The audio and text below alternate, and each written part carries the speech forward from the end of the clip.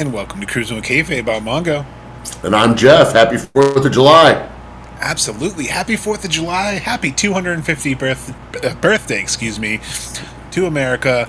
So thanks to Jeff, gave me a little bit more inspiration. We decided to have a fun little background with some of my favorite gear and also one of my favorite people, MJF, because when he was the American Champion gimmick in 2024, that was one of my favorite little stupid things he did. I agree. I like it. It was fun, and then Will played off of it too. Speaking of that, right, that's going to lead into some tinfoil, like we're talking about off air. That we've been really heavy on that crown for quite a long time, and I think it's going to be fun to talk about it because, as this episode is titled, it's now Saturday night. Shenanigans. So I'm down to talk some shenanigans, down to talk some fun, down to talk Forbidden Door, Dynamite, Collision, and setting up Beach Break next week, which. Got a mini pay-per-view again. Yes, it's shaping up to be a very good-looking show right now. Very good-looking show. And I just was so excited because Forbidden Door, maybe I'm a little biased because it was my birthday weekend. But I don't know. I just feel like they've been on such a heater with pay-per-views this year. From Revolution to now, there really hasn't been a miss when it comes to pay-per-views. This has been a good stretch. Yeah, I would say... you're probably looking at 6s, 7s, and 8s recently. I think the last one was closer to that 9 range. Oh yeah, I think I would give 9 out of 10 to Double or Nothing, and I think I'd get like an 8 or a 9 for Forbidden Door. It did what it was supposed to do. It set up redemption. It set up All In, and surpassing my expectations, and there's a couple matches kind of wanted to go over if you wanted to talk about some Forbidden Door to start the show. Sure, sounds great. Let's see. So obviously we would start off with Divine Dominion kind of establishing themselves in the tag team division again. And I know it was against Thunder Rosa and Olympia. It was nice to see Olympia shine. But I like that Divine Dominion just look badass. I like that they look strong that entire match, and I really think it keeps elevating their run with these titles. What do you think? Yeah, definitely. And I thought also that Thunder Rosa and Olympia got to get in a lot of stuff as well. But even though they had a few spots they were able to get in, it still didn't take away from that dominance like you're speaking of. You know what I mean? Because we still wanted them to look strong, but we still needed someone to look more viable. So I thought it looked more like viable opponents, even though they still came off looking strong, which is what I wanted out of it and what I wanted them to accomplish.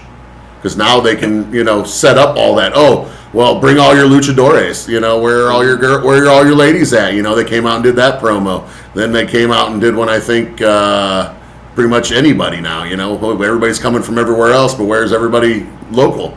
Where are the birds? Where are the Where are the babes? Where are they all? I noticed Jamie Hayter's been missing, but she was in Eve recently, and I know there's been some visa issues, so I'm wondering if that's kind of why we haven't seen the Brawling Birds. Or are they saving this build for All In? Because I know we've been kind of saying Brawling Birds since All In, but I mean, you have, they even said it, lack a tag team, so it seems like they don't really have a challenger. So how are they going to do redemption? Are we going to set up a multi-woman match? Right. Do you think they're going to have like an open challenge where a surprise tag team answers? Because I think they need some sense of direction. Well, I mean, trying to play off of this redemption theme, I would be like, well, is this Willow and Harley's redemption? Possibly for the tag titles. You know what I mean? And just kind of trying to play off that theme because it seems like we have some of these other matches that are somebody's redemption, so to speak. So that's the only kind of off the top of my head that I get is maybe Harley Cameron and Willow, who were the original women's tag champions. So that'd be good to see if they kind of can recapture that or see if they can reunite one more time. That'd be an interesting twist. TJ maybe getting a shot again. That'd be interesting. I definitely see them being involved because they got named as well. So we all know the real reason we haven't seen the Brawling Birds. Will already told us. That is true, Steve. He's smashing. That is true. After that rousing game of Mario Kart. But then a match that really derailed a lot of people on our prediction sheet was the Young Bucks defeating El Sky and Unbound Company, which I was surprised to see the Young Bucks go over, especially after El Sky just won the titles and were new champions. So a little shocked by that. Not sure I really agreed with the decision, but it was a fantastic match, and it was definitely a hot way to start the show. Yes, 100%. Oh yeah, Rachel definitely let me know on that one whenever the Young Bucks won, because I was like, for real? Like, right. Come on. Like, I get it. I don't mind the Bucks winning and shit, but yeah, she was smiling in the kitchen right now. Whenever I said that, yes, I said you were right. Get over it. You're welcome.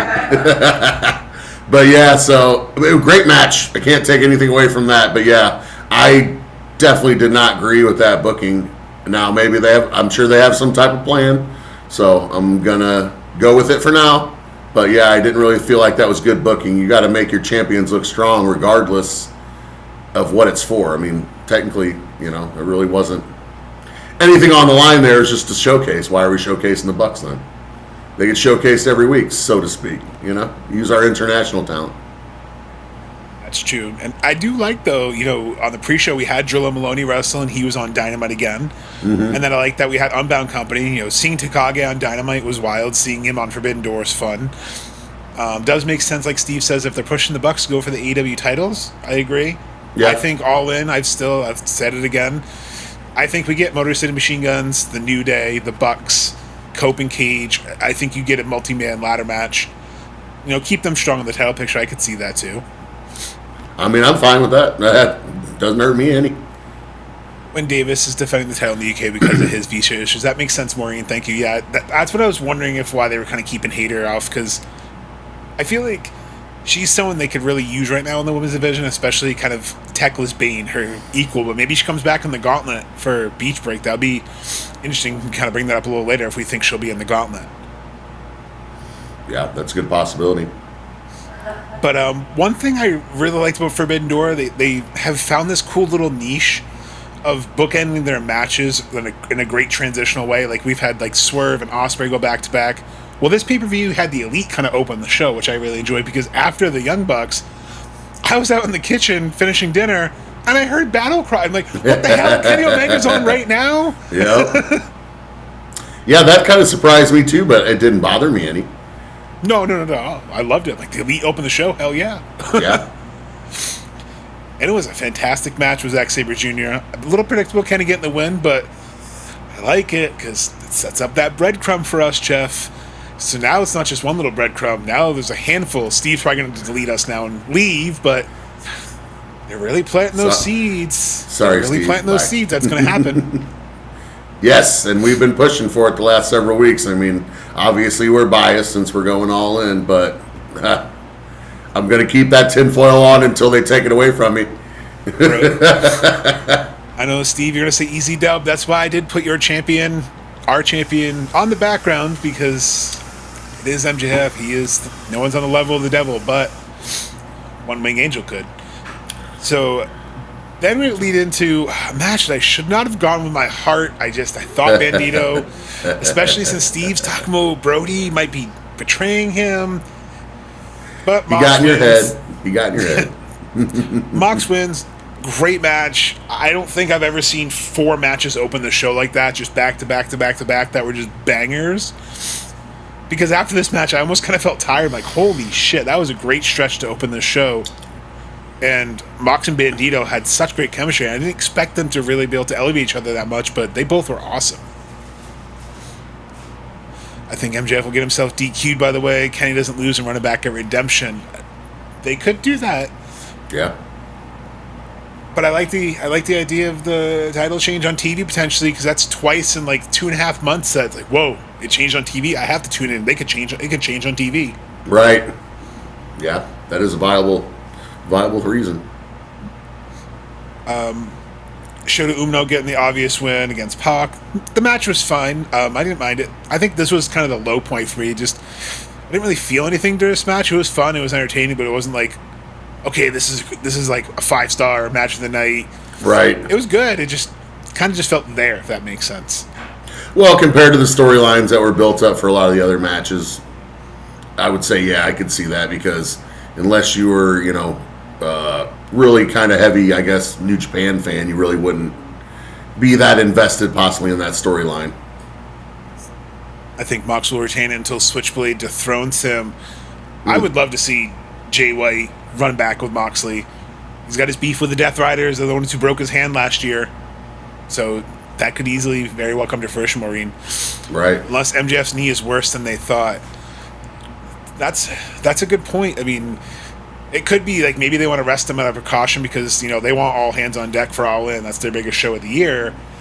So maybe it could very well be that way he can skip Redemption without looking... That's a good thought. Because it did sound like they were going for Redemption originally, so moving it up 4 weeks, that could be a sign. Yeah. And then that's a great segue. So we'll go back to Thekla, but let's go into Cope and Cage versus the Dog since we're talking about Jay White. I thought it was a great match. I enjoyed it. And then you see the Bang Bang Gang enter, and you just knew. Mm-hmm. You just knew it was happening. And I know Jeff, he called it. And then the icing on the cake is when they just played that little shink. They didn't play his music. They just the sound effect. And the lights came on, and there he was, pointing down at Finley, getting that revenge from 2023 when he got kicked out of Japan. Oof, goosebumps. It was such a great return. Oh yeah, I popped. Oh, I definitely popped because I knew it too. As soon as it happened, it was like, yes, finally. And him just jumping through their arms like a 1980s sitcom. Like, it was perfect. And all I could think of was, the boys are back. This is going to be fantastic. I can't wait to see this. Immediately, he goes after Finley. So, again, tying into the whole storyline with Finley taking over the Bullet Club. We've wanted this Civil War, and they joined the Death Riders because obviously it seems to be a numbers thing. I know a lot of people are upset about the Dogs working with the Death Riders, but they need backup. They're outnumbered otherwise. Right. Yeah, until Gabe comes back over to try to help the cause. That's right. And Rhonda, this is a perfect moment. I'm so glad you're here. Thanks for joining in because you're going to get some bragging rights over Henry. So, as you know, we do our survey for our predictions, our pick'ems. We had 22 entries, but only 2 people got a perfect score, which was Rhonda and Henry. Both of you also picked the longest match at 35 minutes and 30 seconds, which was Will Ospreay and Swerve. So I said, well, shit. They got all the matches. But Rhonda said, I always say Jay White, and Henry said, Hangman. Yep. So I guess by virtue of a double tiebreaker, Rhonda wins our predictions. So congratulations to Rhonda. Hey. Make sure you have those bragging rights over Henry. But have Henry, if he wants on Twitter, or if you want to DM us here on the page, Rhonda, DM me your address. I'm going to send you a little sticker pack and a little prize pack for winning the predictions and getting that. So thank you so much, guys. I appreciate you guys for doing those predictions. They're fun. Mm-hmm. And I think it's fun. Now we get to give people some bragging rights until the next pay-per-view. Right. And then, kind of going into probably one of my favorite matches of the night, Thekla and Starlight Kid.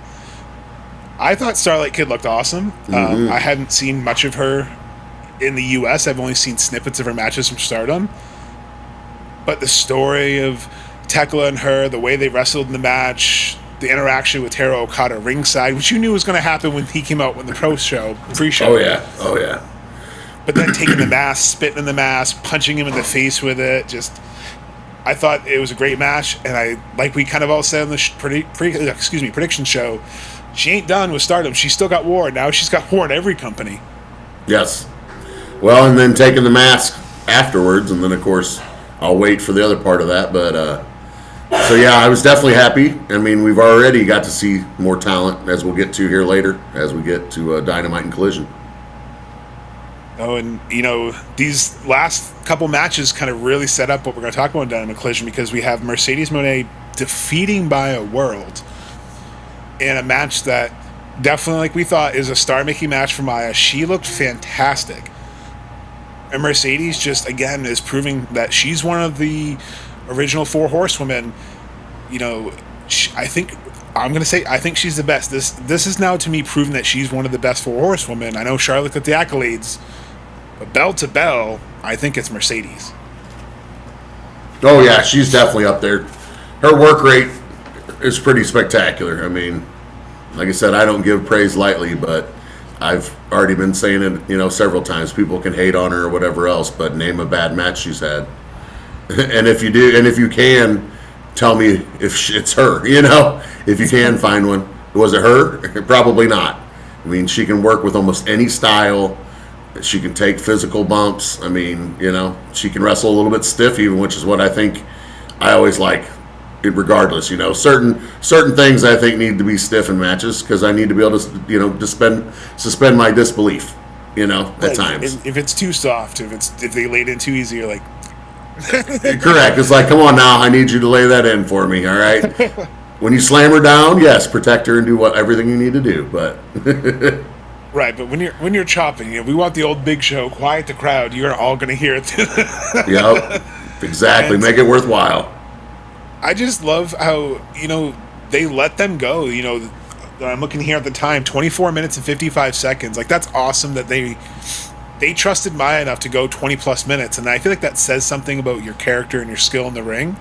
Because she's still pretty relatively new, and I'm happy for her because she's been killing it. And knowing she's number 2 in the Gauntlet, going against Athena, who's number 1, I think it's cool they're kind of running that back. And I agree with Rhonda. I think it would be cool for Maya to dethrone.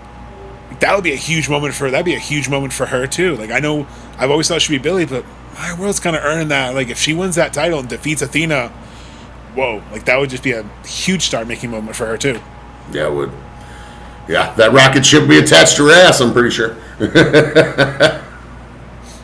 Rascals. Oh, Steve. Love the Rascals. Love that we get to see them pretty much every Collision. If they can insert themselves into anything, I think it'd be fun to insert themselves into maybe like a Blood and Guts eventually, or maybe Anarchy in the Arena, go against Bullet Club Gold, go against some of these factions. Put the trios titles on them. Let them go against all these factions. I'd be all right with that. Speaking of chaos, the Death's Door cage match, which apparently now is called, which I like because it's almost like that old school Ring of Honor circle cage, the cage of death they used to do. Remember those? Yeah, I liked it. It was a circle cage. I thought it was good. Gave a little bit more room out there to be able to work. It was definitely tight. Great job on that engineering team to measure between those barricades because it was rubbing those barricades. It used all the floor, and it was cool. It was kind of like the Elimination Chamber without the pods. Like, I kind of liked that it was like this big open area. It wasn't like elevated up. They could walk around. One of my moments of the night, and Jeff, I know you probably have a couple I want you to share, but see Roderick Strong with a hockey bag, and you're like, okay, San Jose Sharks, okay. And they unzip it, and Okada just sees Lio Rush pop out, and Okada runs, and then Leo just getting a cameo in this was crazy. The exploding backpack, it was so much chaos. What was some of your favorite moments? Oh yeah, I love the Lio Rush stuff. I mean, I'm a Blackheart fan. I've been eyeballing some T-shirts of his actually that he's got that look pretty fire. So, never know. You might see me wearing one. You never know. And then, of course, I love Roddy dishing out some fucking backbreakers and getting to show everybody what he does. Exactly. So, of course, I thought the backpacks, of course, were very funny and comical to everybody to have one and have different stuff. I know everybody popped for fucking Takeshita flipping off Okada, which that was great in the backpack. We all O'Reilly. That was my next one was going to be, no, you're good. And then blowing in the cartridge or what? Oh yeah, good shit there. So the assignment. Oh, this game's not working. Exactly. So. If you're a Gen X or an older millennial like myself, you get that. You all pop in. The controller is wrapped in barbed wire. I'm like, that thing is already a solid piece of plastic. Yeah, I thought all that was cool, especially you used every part of it. Chicken, I think they're writing him off. I don't know if he's actually hurt or whatever, Steve, but I remember the promo. What was it? Where's Chicken? In Collision, I thought they said something about he's out for a little bit or something. So I don't know if they just writing him off for a couple weeks or what. Yeah, it sounds like he has a nagging injury. I'm not sure. So, I mean, he pretty much went hard, and he went hard in the end. Match, which we'll get to in a minute. And he's that person. He's going to work until he physically can't. So he's that person. He's like a hockey player. He's going to go till he can't skate. Yeah. But yeah, Kevin Knight, that exploding backpack from Darby, him going through, and not all the tables broke, which sucked because it must have hurt a lot more because he just kind of bounced. Right. And then you see Kevin Knight the next night. He's got his head all wrapped up with a bandage, and he wrestles Leo Rush for the TNT title. That was another fun match. And he pulls out Leo Rush's black, all messed up title that he obviously infused his powers. Emily and I kind of said he's kind of like a demon from Supernatural, Jeff. That's kind of like, we think that's what his thing is. Like, he's like a demon from Supernatural. Crossed with Gollum from Lord of the Rings and Hobbit. That was a fun spot too with MJF. But I think that's kind of excuse me. I think that's kind of where he is, though. Is he's kind of not quite that all the way like evil demon. You know, it's supposed to be slightly, kind of comic, but in the gray. Yeah, kind of can be kind of good, bad, just weird. But I like it. I'm a fan. I am too. I love it. They'll admit it all the time. I wasn't a huge fan at first. I'm on record at the Revolution recap that we all did, saying, "Yeah, I'm not sure what this is." To now going, "This is fantastic. Show me more." Yeah, I like it. Almost like more like the Leprechaun. Yes. Yeah, kind of. Yeah. I see that, like the sadistic humor and everything. I can see that, Steve. Right. Yeah. And then the main event, Ospreay Swerve. You knew the third one was going to be as good as the other two. Holy shit, it was fantastic. It was bloody. It was brilliant. I loved at the end, they're just all hitting signature moves, and they're just getting tired. That hidden blade, buckshot hidden blade was an awesome twist. Mm-hmm. Swerve's aggressive. His house call out of nowhere, like it's insane. Both men had amazing chemistry. What do you think overall of the match? Oh, it was definitely an excellent match. We all, like you said, though, we all kind of knew it was going to be and had very high expectations, but I thought it delivered. Swerve definitely cut her a little too deep, though, because he was fucking gushing. You were texting me that. You're like, oh, no, he went deep. Yeah, he got her a little deep, but like I said, I liked it because they tried to really build, I thought, on the story that they were trying to portray. You know what I mean? We were trying to have this personal, edgy, grudge against each other. Oh, yeah, the same old, oh, yeah, we were friends, whatever. But they were really trying to play off of the actual, betrayal or whatever it was that they had between each other. But just that lack of friendship now. So, but I thought they did a great job in the match. The storytelling was really good in it. So, match of the night. I agree. I think match of the night, it's up there. I still say Tanahashi and Okada. But this is up there with that right now. But who knows? In a couple months, we could have a whole new conversation. Right. Completely agree. I also hope Swerve's okay. But also, I just want to quickly point out, for some reason, this match angered people online. I don't know why. And everybody said, oh, they were spamming finishers. They were spamming finishers. Can I just say people need to remember the difference between a signature move and a finisher is? Because they were spamming signature moves. They weren't spamming finishers. Right. I feel like that's a difference. I understand people's contention, but to me, and I could be wrong on this, is only my opinion, a finish is something you've perfected, you do. That's why the Sweet Chin music worked for Shawn Michaels, but other people's a super kick, maybe not so much, because Shawn Michaels perfected it, so it's his finish. Jake Roberts, the DDT. Mm-hmm. I think, Hidden Blade it's his finish, but not everything he does, like, he has a lot of signature moves. So I think, I want to get your thoughts on that. What did you think of the psychology of them kind of spamming the signature? Did you like it, or do you think they do it too much? I'm just curious your thoughts on it. It doesn't really bother me that much. I don't mind them really doing some of that, because at times in the match you're kind of trying to either maybe show up your opponent or, do something along those lines, with the psychological game or whatever, so sometimes, you are going to copy moves and whatever. But yes, I am in 100% agreement with you that there is finisher is their move, regardless of what it is, like you said, that they use to finish. People don't kick out of it. Not very often, at least, unless they're big stars or whatever. But it doesn't matter what the move is. That's, like you said, they perfected it. It's something that they figured out, a little niche, or where they do it better, different, whatever it is, and that's their finisher.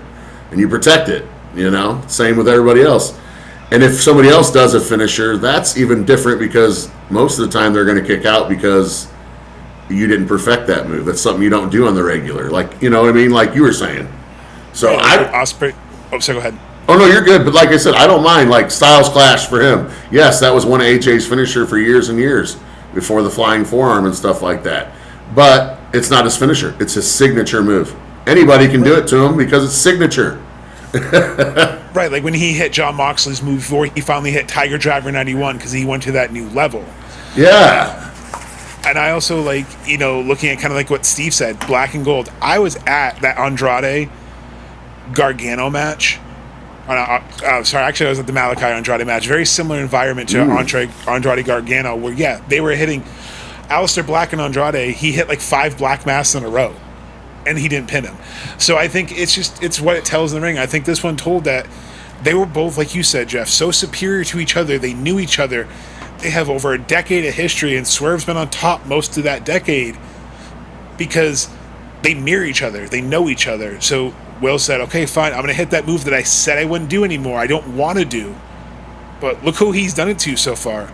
Bryan Danielson, Kenny Omega, and Swerve. The people he really needs to beat, he hits that move.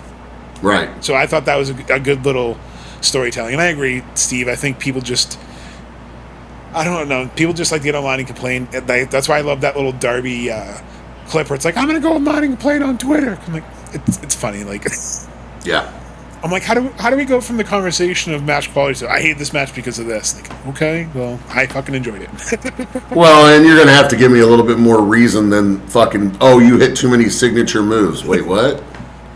Really? Like, to me, that sounds like that's probably somewhat of an exciting match if they were hitting a bunch of signature moves, regardless of who they are. You know what I mean? Like, and I agree with Emily Moore here on both points. Maya World is going to go very far. I agree. I hope she goes far in the gauntlet. Kind of hope she wins the gauntlet. And Hangman, I think, is coming back next week. Much to Steve's dismay, I think Hangman is coming back next week. But before we get there, Jeff, it's happening. Ospreay's going to Wembley, so ready? Let's fucking go, lads! yes. He's going to Wembley, baby. He's going to Wembley. So we know that's happening. We know he's going to Wembley. We don't know who's champion yet because following night on Dynamite, which was probably my favorite story arc throughout the whole night, MJF unfortunately beats Briscoe. Great match. Kenny comes out to save Briscoe from the post-match beatdown. Kenny says, hey, you forgot about me. But they show twice now MJF blew him off because after Forbidden Door, we saw Will Ospreay get patched into the Death Riders, run into Kenny in the hallway. Kenny kind of being disappointed that he had the Death Riders, that he patched in, that he officially joined. Then you see MJF looking past Kenny, saying, I don't care what you say, and going towards Ospreay and saying, I'll see you at Wembley, bruv. So Kenny challenges, but MJF, being the devil that he is, he had an idea. He said, fine, do what your old buddy Hangman did. If you lose, you can't challenge for the title ever again. Right. And I just want to know, what are your thoughts on that storyline, that stipulation, especially with the Hangman teases? Well, and I'm curious about this because running it back. I mean, so I'm curious where this leads because how does this now maybe fit into that Hangman dilemma? Right, because we have Steve who has a couple theories, and correct me if I'm wrong, but he had one where Hangman aligns with MJF, but he also has one where Ospreay turns on the Death Riders and takes it over Red Wedding style. So I think there's a lot of twists and turns this story can go, and I like it because, again, even after backstage, before Will Ospreay has his match, he says, why are you doing this to Kenny, man? Right. He says, because I can, and whether you like it or the schmucks at home like it, I'm the champ. Yep. And then you had Kenny and the Bucks talking, and you had Matt Jackson say, look what happened to Cody. Look what happened to Hangman. But Nick being a gambler, he's like, I'm a gambler, man. Do it. And, calling back to that when they did it against FTR with the 2020 stipulation. So, Kenny's kind of looking at, well, I guess I'm going to do it. And he goes out. Ospreay greets him, gives him a hug. He says, what, you don't believe in me? He goes, I don't think you believe in you, which I thought was nice storytelling because, again, Ospreay earlier in the night basically said, you gave up on yourself. And now he said, I don't think you believe in you. Ospreay's kind of reverse psychology Omega, apparently. Yeah, evidently. He accepted it. And next week it's official, so it's crazy. Yeah, I mean, I'm very curious to see where this storyline goes with this. I mean, like I said, my tinfoil's hoping for Kenny Omega to have something, like you said, if Steve, calls back the MJF and Omega at Redemption or whatever, multi-man match. I mean, we do have Andrade still in this picture, and he's and now he's full blown babyface, which I love. That heel turn, that face turn in the cage was great. I just love that he ripped his shirt off and it said "fuck Don Callis, fuck MJF." Yep. He walked out like a thought. I loved it, and comes out to a loud "How you know" chant. He's so over, but yeah, he's still owed a title shot. So. That's what I mean. So, okay, let's see here. MJF gets disqualified. Kenny doesn't lose and gets another shot at redemption, an Iron Man or ladder match. Something makes Hangman deal with the devil. Excuse me.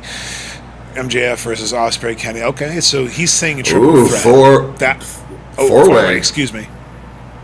Okay, so you're thinking Kenny, Hangman, Ospreay, MJF. Okay, I like that. I still see this because maybe Kenny wins it and kind of has a little mini Darby run like they just did, where maybe you see him face Andrade in Mexico for Grand Slam Mexico, and you see a few other matches along the way. But I'm sorry, Steve. I think all signs are pointing to Kenny going to Wembley with that title. I know. I'm biased too, so I understand. Excuse me. So, and then, speaking of Maya World and speaking of Athena being from your hometown, that's a great segue. We'll go to that segment, Emily. So, we've learned through Dynamite and Collision that next week, also on Beach Break, is a Casino Gauntlet match where the winner of this match will get a shot at Thekla at Redemption. And the first two entrants we have are Athena and now Maya World. So, run that match back, which is interesting because, again, you got Mercedes to worry about, but you also have Athena, who kind of made fun of Maya World, so this could be kind of her redemption. So do you think we get any surprises in this gauntlet, Jeff? Any returns? Maybe Rue Soho, and you've been kind of really pushing for her to come back. It's in Florida, so do we get a dentist? Ooh, I don't know. I'm not going to go on the dentist one, but I'm going to throw out Camille again. Okay. I still want to see her. Haven't seen her in a while. Yeah, I'm going to throw her out, and then maybe Willow, since they're popping her coming back. Wait for her to come back.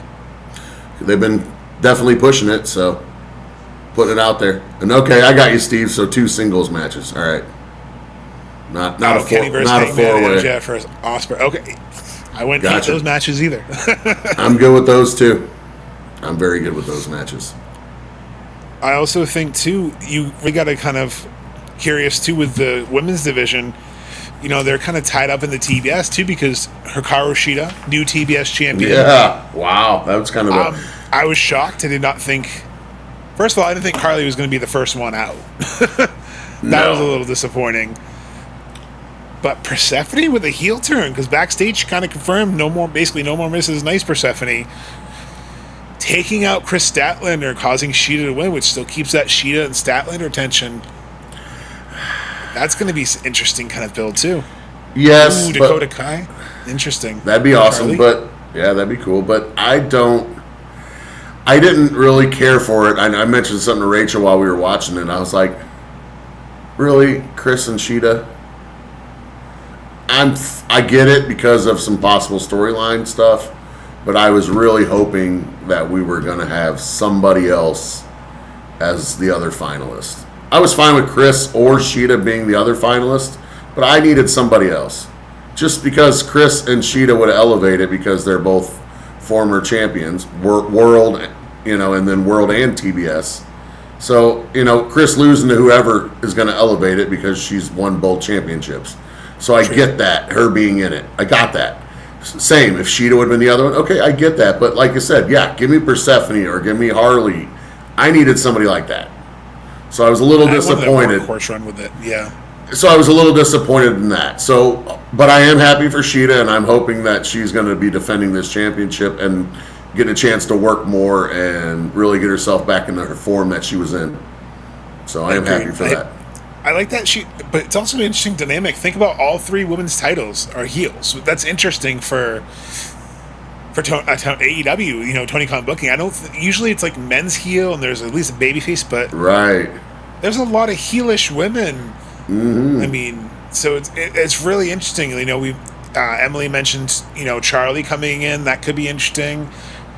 You know, there's always like the rumor of Danny Luna, but with London coming up, but I feel like that'll be if they do want it all in, or if they do something at Glasgow. But it almost kind of seems like you got to put Willow in either the world title, which I think she should be going for the world title. Mm-hmm. I think maybe you give Harley the rematch. I think maybe, even if it's not saying a shock title run, but let Harley get a big moment. I think let her kind of run with it, even if she loses it quickly. I don't know. It's just hard because I think it should be one of those titles that should be on someone to, like you said, who can help elevate them versus a 3-time world champion. Yeah, exactly. And not to say that, like I said, I'm happy for Shida getting back in the mix because, you know, before she had all her visa issues and whatever was gone for so long, I was a Shida fan, you know. But I did think she came back, and you could tell she just didn't seem like she was in, you know, she was ready to wrestle at top level again. You know what I mean? She was working her way back in, so. Emily, I love cheering for heels, too. I know Jeff does. I do, too. I'm the one that picks the heels most of the time. Yeah, somebody has to. Say, but your strategy pays off because you've pretty much had you pretty much almost had 2 clean sweeps. This one was close. This one, the Bucks just threw us a swerve. Yeah, like I said. And then I got to take, sometimes when everybody's unanimous, I got to take the other side. So. and I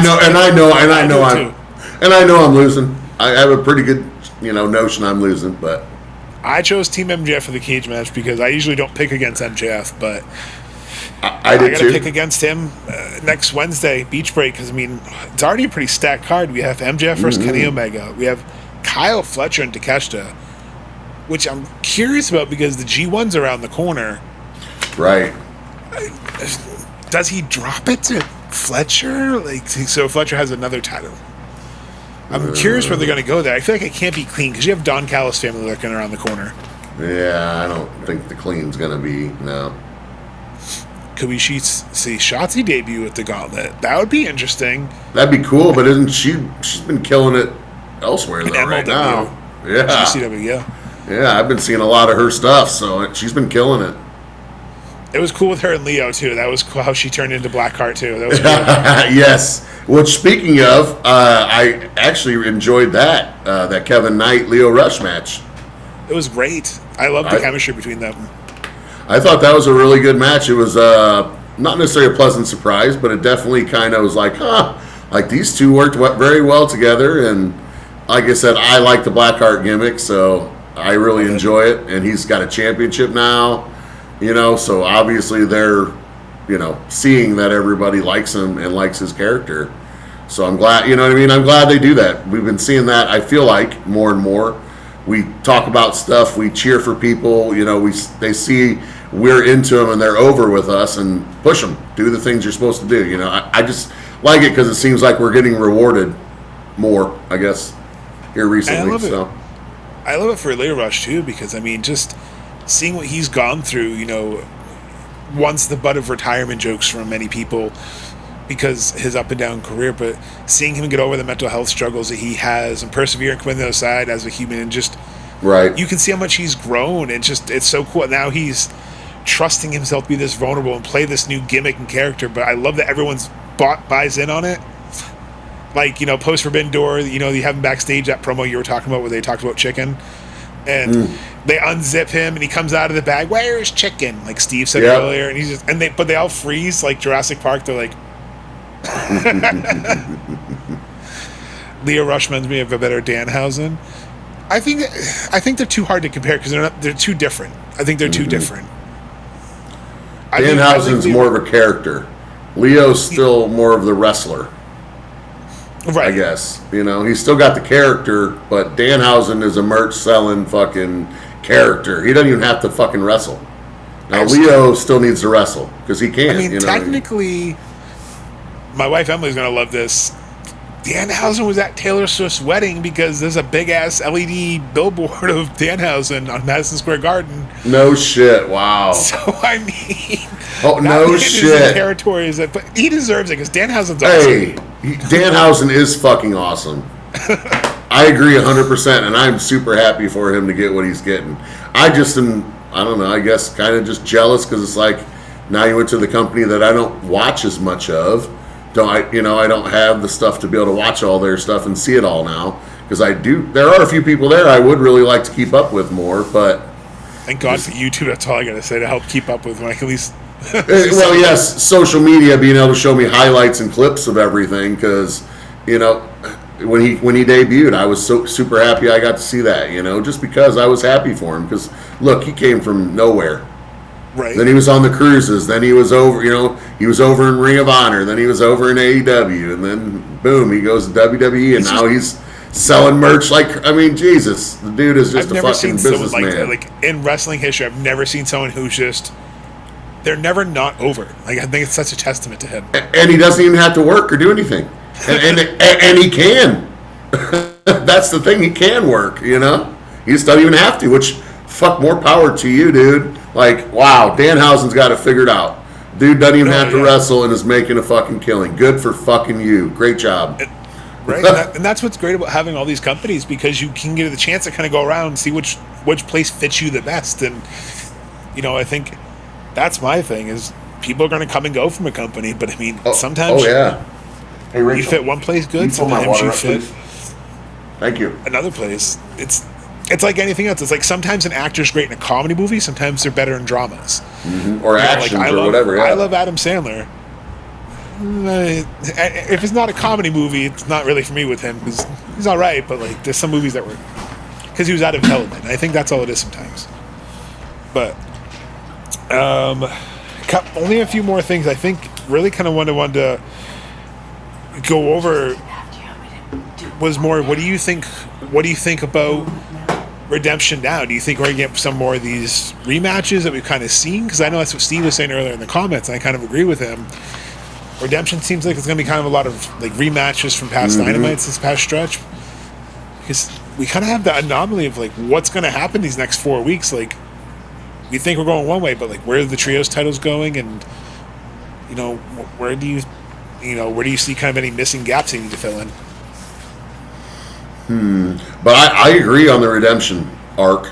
I feel like we are going to have a lot of different things, and that's why I feel like we're definitely going to have the Hangman, Kenny Omega, MJF. There's definitely, I feel like, going to be something with that. I would feel like Mark maybe should be a part, but with this nagging injury, I guess, and whatever else, sounds like he's wrote off television. That's unfortunate. I think Andrade needs to get inserted somewhere here. We got to keep that fire while it's hot because normally he's a heel, and getting him over babyface like this is something I feel like we definitely need to take advantage of. Yeah, okay. Kyle and Takeshita, that I think is going to be a fire match coming up. That's a great... I can see him taking the title off him at Redemption. Kind of taking that off Takeshita at Redemption. That makes sense. And that would make sense. It's July 26th. I just looked it up to double check. July 26th is Redemption.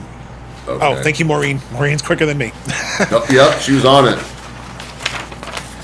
Unfortunately, Cody is... Well, I don't want to say unfortunately, but Cody's still under contract with WWE, so he's going for the title, I think, Monday, so he probably won't be back. Maybe if there's ever an AEW Hall of Fame, I think that's when I can see him coming back. Like, maybe if they do an AEW Hall of Fame. Okay. I also think, like, no, you're good. I think the Cope and Cage with the Bang Bang Gang situation's kind of interesting. Because you got Cope who's like, yeah, man, we're good. And he's like, hey, I owed him a favor. And this and that. So I kind of like that. But then, Christian is like, well, I don't give a fuck. I don't like him. And then he ghosts them when they have their match, and stuff like that. So, excuse me, sorry. Almost like he's like the liability in it because he's still kind of like that. He's not a full face. He definitely has shown his more heel tendencies, which I like. I do too, because that's his better character. Oh, I want to point out something from Collision. Yes. From the other night that I thought was interesting.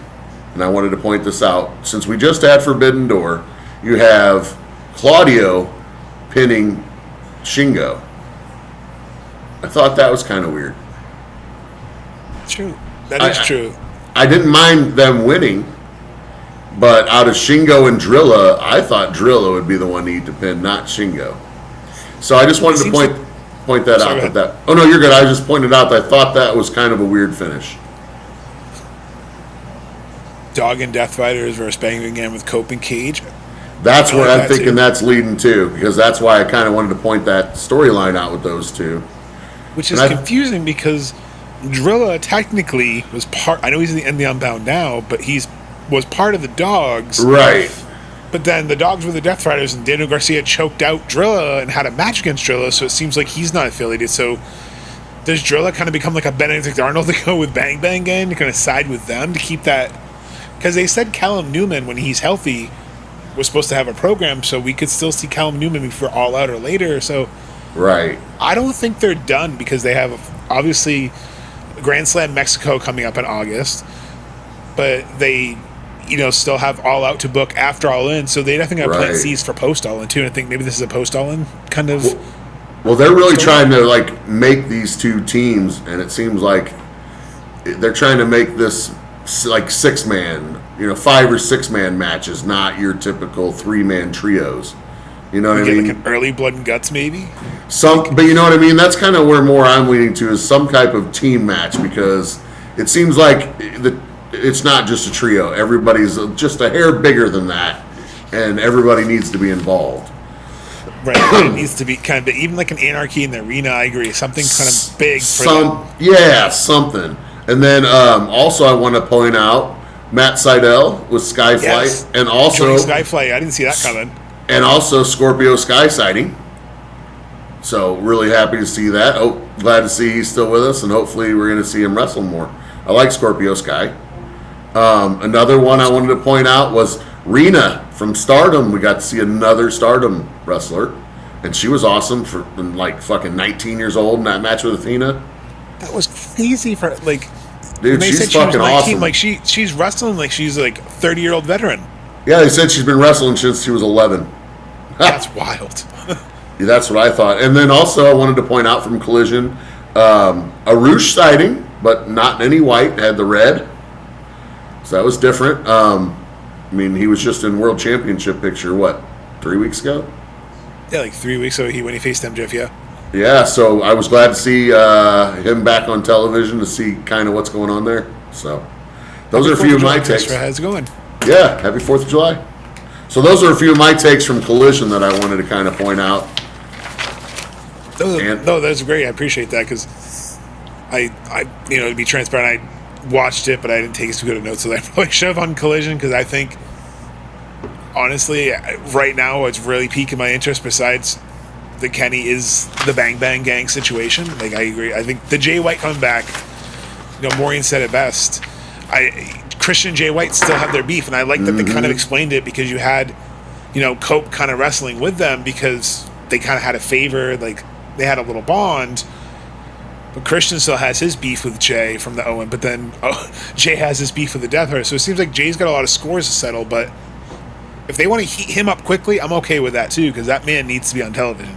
Mm-hmm. Oh yeah, I love the promo coming out, trying to get some new stuff over too. Right. The new Juice. Juice is gonna make me sell it, because just like all I could think of was da da. That's exactly it. It was Fandango with guns, and it will get. And it's gonna get over. It's gonna get over. I'll go ahead and say it now. It's gonna get over. I love participation shit. I love anything participation wise. I always love. It makes you enjoy it more, yeah. We were watching. When it's natural. Yes. Well, we were watching just today. Just had some television on or whatever kind of background, whatever. Well, I had the Dynamite from the cruise, from the second Jericho cruise, and we were watching it, and it was the match where it was Kenny and Hangman against SCU. So you got obviously the baby faces coming out with solo intros, but everybody's doing their shit, cowboy shit, doing all Kenny's stuff. Then SCU comes out. The entire crowd is SCU, and so you're like, who's the baby face and who's the heel? If you're going by crowd reaction, because everybody likes everybody. So, but it's because SCU is heels, but they still had something that the crowd could participate in. Everybody's chanting SCU. Everybody. I still love that they buried the Atlantic Ocean. This is the worst ocean I've ever been on. That's what I mean, you know. So, but everybody still is chanting, regardless if they were babyface or heel. Little bit of the bubbly. Yep. I had to get it because like the new purple colors. I'm like, my other one's so tattered, so old. I'm like, I'm getting the new one. I don't care if it's a reprint. That's okay. Yes, Steve, I agree. I'm glad that we got Honeycomb Mascot Juice back because Crazy Juice, Wildman Juice, he's awesome. And I would love to see the Guns get inserted against Cope and Cage at some point. Maybe like Jay White and Christian's relationship breaks down. Maybe we see them, even if it's in a triple threat tag team, maybe do that for Redemption. Have them, like you said, have part of them. That could be your team because I want to see the Guns in the tag team division because I love watching them wrestle. They've really come a long way since 2020. Like they've really grown as performers. Oh yeah. Well, and I feel like they only had that little brief moment where they got that. What was that? A 2-month championship run? 3-month maybe. It wasn't very long. I think it was about 2 or 3 months. Yeah, it was short but sweet. Yeah, but and it was great, but everything else. But like you said, they've came so far and everything else. And besides a couple injuries hitting mainly one versus the other, one's been around a lot more than the other, but still, like, he still pretty much locks it down the whole time. He's out there trying to help Juice out, you know, and vice versa, because I love Juice too, and I'm glad he's getting to be the goofy fucking wild man, because he's rock hard. What the fuck? Come on. Then, you know, Ace Austin's been such a great addition because, I mean, obviously he was in Bullet Club 2 with, you know, him and Chris Bay. But seeing him, he fits right in personality-wise. I just wish he gets some more solos matches because he's so good. He's so talented. And I'm hoping now with, like, a Speedball and him. Like, imagine if Speedball wins the TNT title, you know, I think that could be a good segue to our last segment. Darby wants to go for the TNT title, but Speedball, he was watching too. He hasn't forgotten. So I know Darby, he more wants to go after the TNT title because he just wants to destroy Kevin. Right. I feel like, you know, people are like, oh, why is he going for a mid? I don't think he gives a shit about the title. I think he's just like, listen, if I'm going to go after you, I'm going to take your gold. I'm going to, you know, hurt you. That's how it's going to hurt you. It's not going to hurt you if I just beat you up or attack you because that's just how it is. But I agree. You have to take the championship away. Maybe, though, Darby, you know, hey, I can align with you and accomplish both.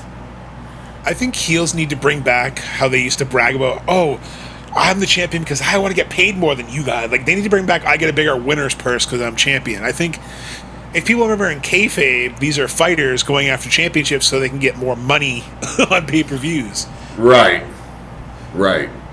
Yeah, it's supposed to all be about a bigger payday because you're the champion. Like, I like when MJF's good at bringing that, and the Outrunners are good at bringing that back. Like, the Outrunners... Truth ended up, he mentioned, he's like, well, we'll get a bigger purse because we're 3 of us. We should get 3 bigger, or something like that. Like, just, I liked it because they have that old school NWA territory vibe character. I think bringing those little things back, I think bringing back some of those old school heels, MJF shows it works. So I think you can really lean into it. I think bring that back because I think that'll help with some of the silly things like, oh, why is this person going for this title? Because they want to face that person and they want to get the money. They should have Hurt Syndicate come out and say we don't. Oh, yeah. I thought they did not that long ago, like maybe 3 weeks ago. They came out and said, you know, we don't care about championships. We just want to hurt people. Yeah, I'm curious. That's got to be leading to something because that was a random. That didn't make any sense to come out and just, oh, we don't care about that. Yeah. But I remember that a couple weeks ago. So, and they need to do something with them because they're still over too. And I think. Again, like you talking about Leo Rush earlier, you know, last year before this Blackheart gimmick, Leo Rush and Shelton Benjamin tore the house down when they had those. Imagine Shelton Benjamin and Leo now would be hilarious. They already had the interaction at Double or Nothing. But yeah, so do you think Speedball? Okay. Do you think Speedball can get the TNT title? I'm thinking they do like a triple threat. Where, you know, you have Darby, and I think Darby focuses, and Speedball kind of can capitalize that way. Because Darby could eat the pin from Speedball if it's like a shenanigan type of thing. Shenanigans? And that's a good way to kind of get Speedball to kind of get some leverage, and Kevin Knight, like, oh, what the hell? Like, that's my title.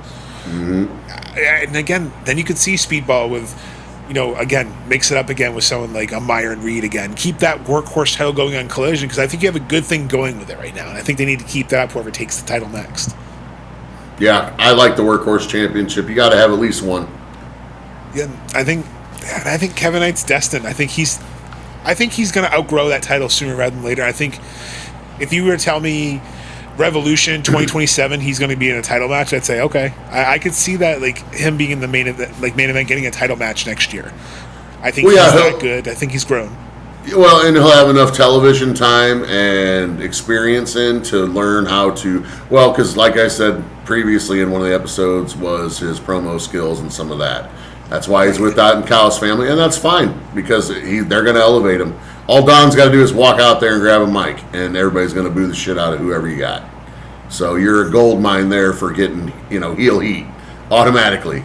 So right. I like this right now, and he's going to learn. And like in a year, he'll be able to do his own promos. So then he'll definitely be, I think, elevated above that workhorse championship. You saw it with people. Paul Heyman. You saw it with Bobby Heenan. You see it with the heel manager all the time, where let me be the heat magnet because you'll get heat by proxy. You're so right. Like, he's going to get that heat by proxy because he's a hard person to boo against. Yeah, exactly. But no, I'm excited to see Beach Break next week. I'm excited to see this Road to Redemption and All In, but mainly, less than 2 months away. We're getting closer and closer to our destination. I'm so excited. I guess closing thoughts. What are your thoughts? I guess going into Beach Break, for Jericho and Ciampa? That's kind of the last one. Sorry. Okay. What are your thoughts with the Jericho Ciampa match? And are you liking the build so far with Jericho, or do you have any critiques? I'm curious on this one. Actually, it does have me interested because I've actually kind of liked the Jericho. I'm just having fun character, I guess. Just wanting to clown, be whatever, because, and he's actually doing a lot, kind of some high-flying moves and stuff. His moveset's actually changed a little bit here recently, and I've kind of been down for it because with his age and everything else, he knows he's not a spring chicken, so I like it that he's going out there and having a good time and saying, fuck it, I'm old. If I'm going to get hurt, I'm going to get hurt. I'll go do a moonsault, piss on it. I'll go do this and that. Like, why not? Hey, I'll just jump off top rope. Screw it. What the hell I got to lose? So I've just been liking that happy-go-lucky, fun kind of, I don't know. He's just been trying to do a lot more sense of humor, I guess it looks out there for this particular run. So, and I'm fine with it because, like I said, I like Jericho and I like how he reinvents himself all the time. So, but I do think it's going to be a really good match. I think Ciampa's going over on him just because he needs to get that extra push. And Jericho's a good name in AEW, so I think that'll be it. And I will say I do like that Ciampa shirt that's out. What are those AEW ones they have? Oh, the Shirt Farm? Yeah, Shirt Farm. But that one Ciampa one is pretty sweet. I just wanted to point that out. I think Ciampa's going to go over as well. I think that Jericho kind of explained, like, this is like, everyone knows when you see the Black Album, it's Metallica. It's going to be good. He kind of wants to go. He's like, not so much the greatest hits, but like, it's Jericho. You know who I am. You kind of know what you're going to get. But he's, like you said, he's reinvented it where a few weeks ago he was ha ha ha, this is fun, I'm having fun. Ciampa's like, no, I don't want that Jericho. And then he's like, fine, you want this Jericho? Like, right. Like the good pivot skills. I mean, he like when he talks about on his close-up interview, if you guys haven't seen it, go check it out with Renee. He talks about how his inspiration for everything in his character is David Bowie, which is a great example because how David Bowie reinvented himself was so versatile and so talented in those ways. I think it's a good kind of analogy. Jericho's always been able to kind of read the room, figure, okay, I need to pivot this, need to do this. Right. And I think, having Ciampa just get monster heel heat by beating him down in Florida and blooding him up. I think that's why they're waiting to do it in Florida. I think they're going to bloody Jericho up. I think he's going to get destroyed by Ciampa. I think everything's going to be close. I think it will be close until Ciampa just goes mega heel and just beats him. I beat your legend. And I think kind of give Jericho that kind of like, okay, he's the aging veteran that needs our support behind him to kind of continue to fight Ciampa. But Ciampa, look what I did to your legend. It kind of elevates him in AEW. Right. So I can definitely see that. But I think this is definitely a good program to help Ciampa. I mean, I feel like that's mainly what it's for. Give Jericho a last little A little something too. I agree, and can't wait to see how it wraps up. And obviously, next Saturday we'll be able to kind of maybe talk about our thoughts on Beach Break on our next episode of Saturday Night Shenanigans, which will be 11 p.m. a little bit 11 p.m. Eastern time. Just make sure you like, subscribe, follow. My hair's still on the line. Getting a little nervous there because we're at 631 as the new check-in. So, almost 60 followers since I said I put my hair on the line. So yes, Cam wants to give me a bowl cut. Everyone, I'm not doing a bowl cut. I still got to go to work, people. But I will shave it off. I will shave it off. So Nice. make sure you like, subscribe, follow, all that fun jazz. Have a safe and happy 4th of July, everyone. Thank you so much for listening, like always. And remember to keep all 10 fingers and all 10 toes that you have tomorrow, but always Keep the kayfabe. But again, thank you for partying with us. But it's getting late. I must bid you adieu. So from Kenny Omega and Rijo, goodbye and good night. Goodbye. Mwah! And good night. Bang!